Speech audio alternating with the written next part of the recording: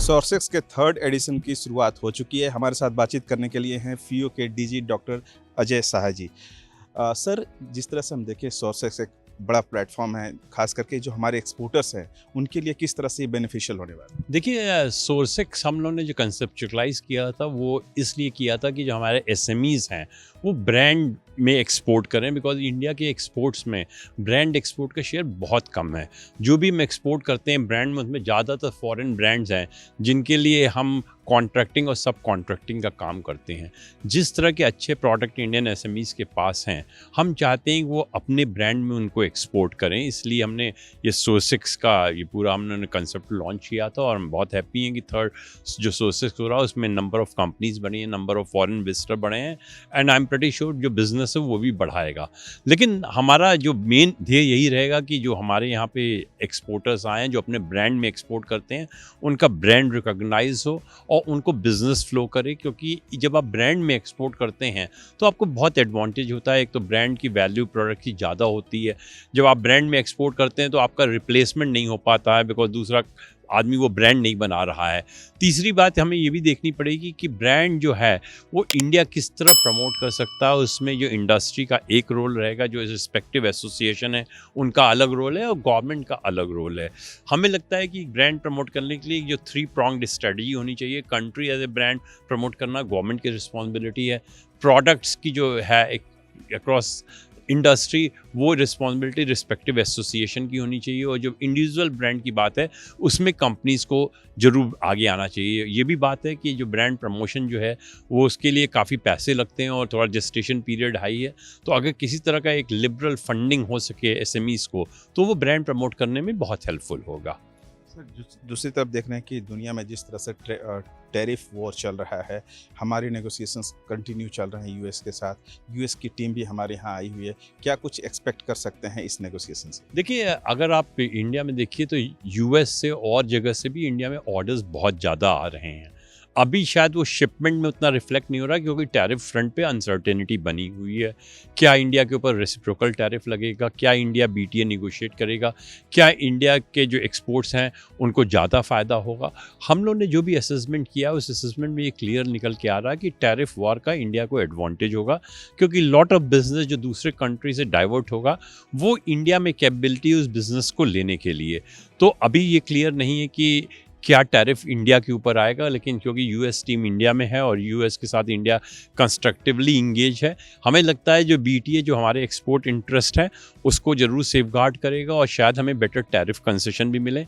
कुछ हमें tariff concession domestic industry side से भी देने होंगे। और अच्छी बात यह है कि डोमेस्टिक इंडस्ट्री इस बात को रियलाइज़ कर रही है। उनको लगता है कि टैरिफ इंडिया में कम होने चाहिए, जिससे उनकी कॉम्पिटिटिवनेस भी बढ़ती है और उनकी एफिशिएंसी भी बढ़ती है। तो आने वाले दिनों में हमें लगता है कि जो इंडिया बीटीए निगोशिएट करेगा वो इंडिया के एक्सपोर्ट को हेल्प करेगा। और जिस तरह टैरिफ दूसरे कंट्रीज़ पे लगा है उस पर काफ़ी बिजनेस इंडिया में डाइवर्ट होगा। लॉट ऑफ इंटरेस्ट कंपनीज ने शो किया, ना खाली इंडिया में ट्रेड करने के लिए बट ऑल्सो इन्वेस्टमेंट देने के लिए। तो जहाँ तक इस तरह का एक जो नेगेटिव परसेप्शन बना है कि टैरिफ वॉर का ये होगा वो होगा, हम लोग उस बात को नहीं मानते। हम लोग को लगता है टैरिफ वॉर इंडिया के लिए एक बहुत अच्छी अपॉर्चुनिटी है और इस बार हमें उसको एनकैश कराना चाहिए। किसी स्पेसिफिक सेक्टर पे को लेकर के भी हम लोग कोई प्रपोजल दे सकते हैं यूएस के सामने, या दिया जा सकता है? देखिए, डिपेंड ये करता है कि हम अभी जो इंडस्ट्री को आइडिया है वो लगता है कि जो यूएस में टैरिफ है उसको हमें मैच कराना चाहिए, रेसिप्रोकल टैरिफ होता है। लेकिन मेरे को नहीं लगता जो हम बीटीए निगोशिएट कर रहे हैं तो हम उन आइटम्स के लिए कंसेशन चाहेंगे जो हम यूएस को भेजते हैं या हम यूएस को भेज सकते हैं। सिमिलरली यूएस उन आइटम्स के लिए कंसेशन चाहेगा। तो हमारी जैसे लिस्ट है, हमारी लिस्ट में एक तरफ से सनराइज सेक्टर्स होंगे, इलेक्ट्रॉनिक्स होगा, हमारा फार्मास्यूटिकल्स होगा, ऑटो कंपोनेंट्स होंगे। दूसरी तरफ हमारे जो लेबर इंटेंसिव सेक्टर्स हैं जैसे अपैरल हो गया, जेम्स एंड ज्वेलरी हो गया, फुटवियर हो गया, हैंडीक्राफ्ट हो गया, टॉयज़ हो गया, फर्नीचर्स हो गया। तो ये मिक्स होगा।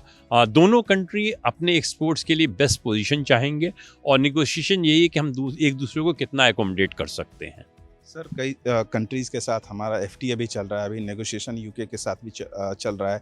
क्या लगता है कि एफटीए के आने से खास करके एक्सपोर्टर्स को कितना बूस्टअप मिलने वाला है? देखिए, इंडिया एफटीए की रेस में बहुत बाद में जीवा है, बिकॉज हम मल्टीलेटरल सिस्टम को हमेशा मानते थे, हमें लगता था WTO के थ्रू हम बिजनेस बढ़ा सकते हैं, लेकिन ऑफ लेट ये देखा कि जो ग्लोबल ट्रेड है वो ज़्यादा फ्री ट्रेड एग्रीमेंट या रीजनल ट्रेड एग्रीमेंट के थ्रू होता है।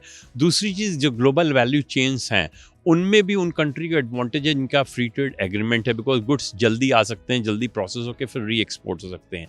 तो उन चीज़ को देखते हुए हम लोगों ने भी ये जो है फ्री ट्रेड एग्रीमेंट को ज्वाइन किया है। हमारा इफेक्टिव एग्रीमेंट आसियान से शुरू हुआ था, लेकिन उसके हमारे कुछ जो इम्पैक्ट थे निगेटिव भी थे, बिकॉज हमारी डोमेस्टिक इंडस्ट्री को उन एग्रीमेंट से लगा कि इम्पोर्ट ज़्यादा बढ़ा है, एक्सपोर्ट ज़्यादा नहीं बढ़ा है। आज की डेट में जो गवर्नमेंट ने FTA की स्ट्रेटजी रखी वो कम्प्लीटली चेंज स्ट्रेटजी है। हम उन कंट्रीज़ पे फोकस कर रहे हैं जो हमारी कॉम्प्लीमेंट्री इकॉनमीज़ हैं, जहां हमारी मैन्युफैक्चरिंग डायरेक्टली कॉम्पिटिटिव है और उनसे साथ कॉम्पीट नहीं कर रही है। वो हमारे लार्ज एक्सपोर्ट मार्केट हैं। जैसे अब ऑस्ट्रेलिया को देखिए, तो ऑस्ट्रेलिया से हमने कोल, निकल और मेटल्स को ज़ीरो ड्यूटी पे लाते हैं, जिससे हमारी मैन्युफैक्चरिंग, हमारा एक्सपोर्ट जो है वो कॉम्पिटिटिव हो। सेम चीज़ हमने UAE के साथ की है। तो ये एक बहुत अच्छा कदम है और आने वाले दिनों में और FTA इंडिया साइन करेगा, जिससे हमारे एक्सपोर्ट्स को, जो हम $2 ट्रिलियन का लक्ष्य देख रहे हैं, उस तरफ जाने में मदद मिलेगी। एग्री सेक्टर की अगर बात करें सर, क्या लगता है कि FTA होने से जो हमारे किसान हैं या उनकी खेती है उस पे किस उनकी कमाई या पे कोई या लाभ पे असर पड़ेगा? एग्रीकल्चर बहुत इंडिया के लिए सेंसिटिव है, बिकॉज हमारे यहाँ कमर्शियल एग्रीकल्चर नहीं है। हमारे पास 90% प्लस एग्रीकल्चर जो फार्मर्स जो ग्रो करता है अपने लिए ग्रो करता है।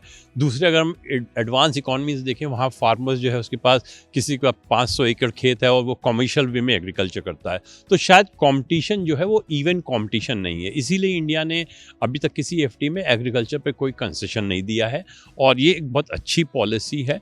हमें लगता है हम अभी भी उस तरह की पॉलिसी कंटिन्यू करेंगे और हमें जो भी हमारे पार्टनर कंट्री, हम उनको कन्विंस करना चाहेंगे कि एग्रीकल्चर हमारे लिए रिलेटिवली सेंसिटिव सेक्टर है और उसको ओपन नहीं किया जाए, क्योंकि उसके बड़ी दूरगामी हमारे प्रभाव हो सकते हैं। अगर बाय द वे उसको ओपन भी करना है और किसी कंट्री के लिए करना है एक लिमिटेड क्वांटिटी में, जहाँ पे वो डोमेस्टिक मार्केट और हमारे फार्मर्स को नहीं इम्पैक्ट करे ज़्यादातर, वो खोलने की बात हो सकती है निगोशिएशन में। लेकिन मेरे को लगता है क्योंकि अभी तक हमने उस तरह का कोई पहल नहीं की है, तो ज़्यादातर उम्मीद ये है कि हम उस चीज़ को बरकरार रखेंगे और अगर निगोशिएशन में कुछ गिव एंड टेक में कुछ होता है तो लिमिटेड क्वांटिटी की अगर बात करें तो शायद वो हम कंसिडर करा जा सकता है। सर देखिए, एक तरफ हम लोगों ने $800 बिलियन का टारगेट रखा है इस फाइनेंशियल ईयर में या कैलेंडर ईयर में। हमने $2 ट्रिलियन का भी टारगेट रखा है। इसमें स्टार्टअप्स के लिए खास करके कितना स्कोप है? देखिए, अगर आप 800 बिलियन से 2 ट्रिलियन बनना चाहते हैं तो एग्जिस्टिंग एक्सपोर्टर उस चीज़ को नहीं ला सकते हैं। हमें न्यू एक्सपोर्टर चाहिए, हमें स्टार्टअप चाहिए। और इंडिया में जिस तरह का स्टार्टअप का इकोसिस्टम बढ़ा है और जिस तरह knowledge and technology based sectors का एक्सपोर्ट बढ़ रहा है, स्टार्टअप हमारा फ्यूचर है। इंडियन स्टार्टअप बहुत best of the technology product, best of the services product लेके आए हैं और हमें लगता है कि अगर हमें $2 ट्रिलियन जाना होगा तो सर जो स्टार्टअप्स हैं वो हमें काफ़ी उनको हेल्प करनी पड़ेगी, उनकी हैंड होल्डिंग करनी पड़ेगी। उनके पास बहुत अच्छे प्रोडक्ट एंड सर्विसेज हैं, उनको हमें ग्लोबली एक्सपोज करना पड़ेगा। तो एक तरह का हमें इकोसिस्टम बनाना पड़ेगा जहाँ पे हम देख रहे हैं डोमेस्टिकली हम स्टार्टअप्स को काफ़ी प्रमोट कर रहे हैं। अब टाइम आ गया है कि हम ग्लोबली में अपने स्टार्टअप्स को प्रमोट करें। लास्ट क्वेश्चन सर, हम देख रहे हैं कि जिस तरफ से रूस और यूक्रेन को लेकर के अमेरिका का रुख रहा है, एक शांति की दिशा में आगे बढ़ रहे हैं, तो खास करके जो रूस और उन क्षेत्रों में हमारा एक्सपोर्ट होता है उसमें कहीं ना कहीं आने वाले टाइम पे देखने को मिलेगा बढ़। बिल्कुल, आप ठीक कहते हैं। अगर दुनिया में शांति होती तो ज़रूर हमेशा ग्लोबल ट्रेड वो ज़्यादा बढ़ता है और जब रूस और यूक्रेन के बीच में अगर शांति की वार्ता होगी तो एक बहुत अच्छा कदम रहेगा, बिकॉज हमारा जो CIS कंट्री का ट्रेड है वो इन कंट्री के थ्रू जाता है। तो अगर इन कंट्री में शांति रहेगी तो ना खाली इन कंट्री में हमारा एक्सपोर्ट बढ़ेगा, बट जो और भी जो नेबरिंग कंट्री हैं जिनमें गुड्स इनसे थ्रू जाता है वहाँ पर भी हमारा एक्सपोर्ट बढ़ेगा। CIS में काफ़ी पोटेंशियल है। हमने देखा है अभी भी हमारा जो रशिया के साथ है वो ट्रेड बढ़ा है, एक्सपोर्ट भी बढ़ा है। जो इंपोर्ट बढ़ा वो primarily because of crude import बढ़ा है के कारण बढ़ा है, लेकिन अगर हम देखें तो हमारा अभी फिर एक्सपोर्ट करीब कोई $4.5 बिलियन का हो रहा है और पोटेंशियल है कि हम रशिया और CIS को अपना एक्सपोर्ट अगले 2030 तक $10 बिलियन ले जाएं। और जिस तरह की शांति की पहल की गई है उससे ज़रूर ग्लोबल ट्रेड और हमारा एक्सपोर्ट दोनों उस पॉजिटिव वे में बढ़ेगा। इस से बात करने के लिए थैंक यू सर।